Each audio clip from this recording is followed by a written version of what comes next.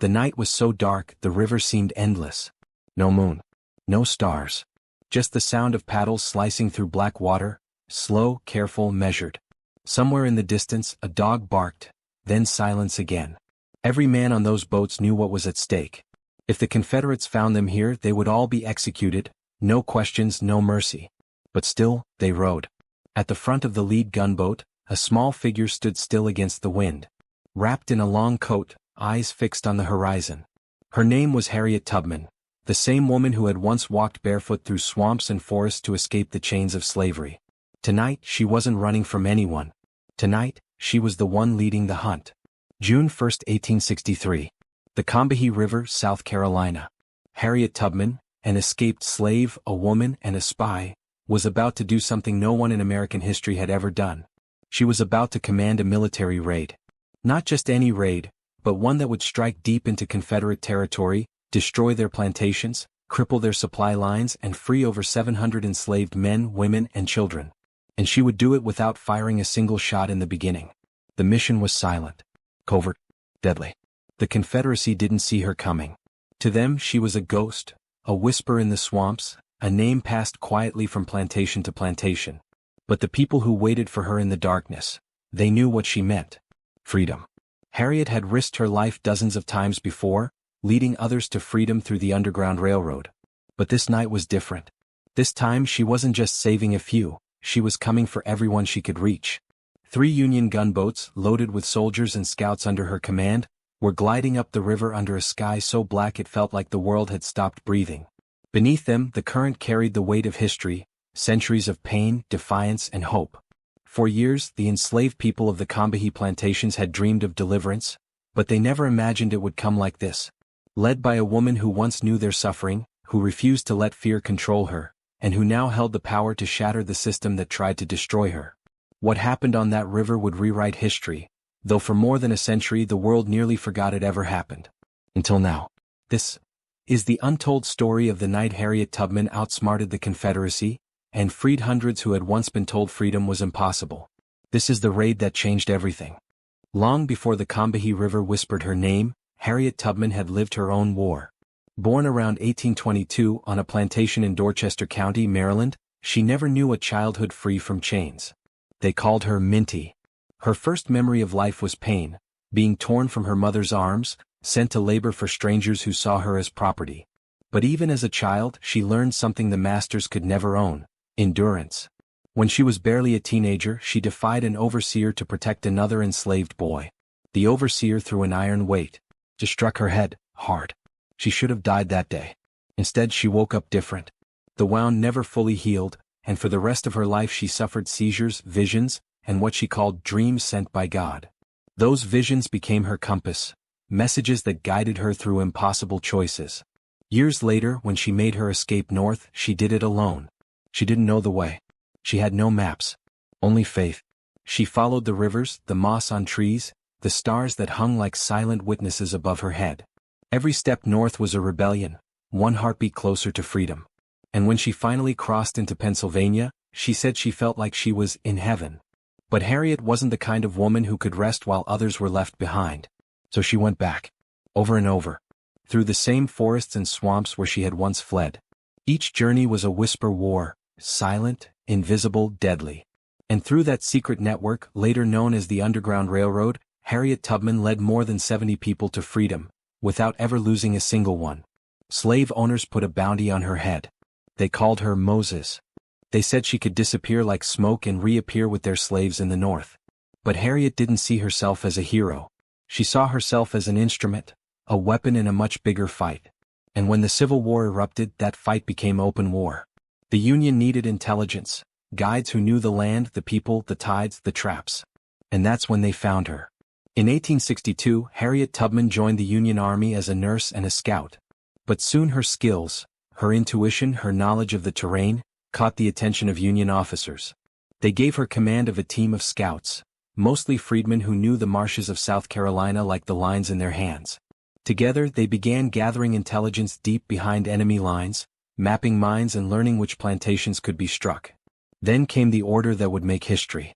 The Union wanted to cripple Confederate supply routes along the Combahee River. The plan was simple: On paper. 3 Union gunboats would sail silently upriver, avoiding torpedoes hidden beneath the surface, land troops at key plantations, burn the rice fields, destroy Confederate property, and free every enslaved person they could find. But there was nothing simple about it. The river was mined. Confederate patrols scouted its banks day and night. One false move could end hundreds of lives. And so the Union turned to Harriet Tubman, the woman who had already done the impossible. This would be the first time in American history that a woman would plan and lead a military operation. She accepted without hesitation. Not for medals. Not for recognition. But because she had never stopped fighting the same war, freedom versus fear. And so, on the humid night of June 1, 1863, Harriet Tubman stood on the deck of the Union gunboat John Adams. The moon was gone. The air thick with the smell of salt and gunpowder. Around her, soldiers whispered prayers and tightened their rifles. Harriet said nothing. She only looked ahead, toward the invisible line that separated death from destiny. No one knew what awaited them on the banks ahead. But one thing was certain. When the sun rose again over the Combahee River, the world would never be the same. The Combahee River was alive with silence. Beneath the surface, unseen torpedoes, crude Confederate mines, waited like sleeping monsters. The smallest mistake, one wrong paddle stroke, and the river would explode in fire. But Harriet Tubman didn't flinch. She had faced death before, in fields, in forests, on cold nights when she led people north through darkness and fear. Death, she once said, was not what she feared. I could have died so many times, she told others later, but God wasn't ready for me yet. Tonight she believed that once again. Standing at the front of the John Adams, Harriet's figure was almost invisible, a silhouette against the faint silver mist. Her hand gripped the wooden rail. Her eyes never left the horizon. The scouts, men who once worked these rice fields, crouched near her, whispering what they saw. Landmarks, turns, enemy positions. Harriet nodded silently. She knew their voices carried the truth of survival, the kind of truth that can't be found on any map. Behind her, Union soldiers murmured nervous prayers. Many didn't understand how a woman, and a black woman at that, had come to lead them. But none dared question her now. Not after watching her walk through enemy land like she was born from the shadows. The air grew thicker as they glided through the marshes. Fireflies glimmered faintly on the banks, small stars guiding them through darkness. Somewhere in the distance, dogs barked. A torch flickered. Confederate guards were near. Harriet raised her hand, the signal to stop. Instantly, every paddle froze mid-air. The boats drifted, ghost-like, through the fog. She could hear the guards' voices, laughing, cursing, unaware of what floated just beyond their torches. One soldier whispered, "We're too close." Harriet didn't speak. She simply lifted her finger to her lips, and waited. Seconds felt like minutes. The guards' laughter faded. The torches dimmed. Harriet lowered her hand, and the boats began to move again. Dawn crept up the horizon, a faint orange bleeding into the mist. And there it was, the first plantation. Miles of rice fields stretched across the banks, and in the distance, the shadow of the main house. Smoke from cooking fires rose in thin lines, slaves preparing morning meals, unaware of what was about to come. Harriet turned to her soldiers. "Get ready," she said softly. "When I give the signal, move fast." The gunboats drifted closer. The river widened. Every second felt heavy. Then, a flash of movement on shore. Confederate pickets. A gunshot cracked the air. The echo rolled through the marshes like thunder. Harriet's hand came up, and everything erupted. Union troops stormed the banks, firing warning shots, breaking open storehouses, setting fire to rice mills and bridges. Smoke curled into the brightening sky as chaos spread through the plantations. Slaveholders ran. Confederate soldiers scrambled to form lines. But there was no stopping it. The tide of freedom had already begun to rise. At first, only a few enslaved people came out, hesitant, afraid this was another trap. They had seen too many false hopes before. But then they heard her voice, clear, commanding, unmistakable. "Come with us." Harriet shouted across the riverbank. "The Union is here. You are free." For a heartbeat, silence. Then, movement. Women clutching their children. Men dropping tools. Elders stumbling forward through the mud. One by one, then by dozens, then hundreds, they ran toward the boats. Soldiers reached out to pull them aboard. Mothers wept. Children screamed. The decks filled with humanity, trembling, crying, alive. Harriet moved among them, her voice steady, calming, commanding. "You're safe now," she told them. "You're safe. Behind her, the plantations burned. The Confederate flags fell into ash. The river, once a road of slavery, had become a highway to freedom. By the time the raid ended, more than 700 enslaved people had escaped with Harriet Tubman and her troops. Families reunited. Entire lineages restored. Some would join the Union Army themselves, fighting for the very freedom they had just received. And in the midst of that victory, Harriet stood silent on deck, eyes closed, whispering a prayer. Not for glory, not for recognition, but in gratitude that God had let her live to see this day. That night, when the smoke cleared and the gunboats drifted back down the Combahee, Harriet looked over the river one last time. The sky was glowing red, the reflection of burning plantations. And in that firelight, you could almost see her silhouette, small, steady, unbreakable. The woman the world had underestimated, had just outsmarted an entire nation. When the smoke finally faded over the Combahee River, the dawn broke calm and golden, the kind of morning that feels like a new world has just been born.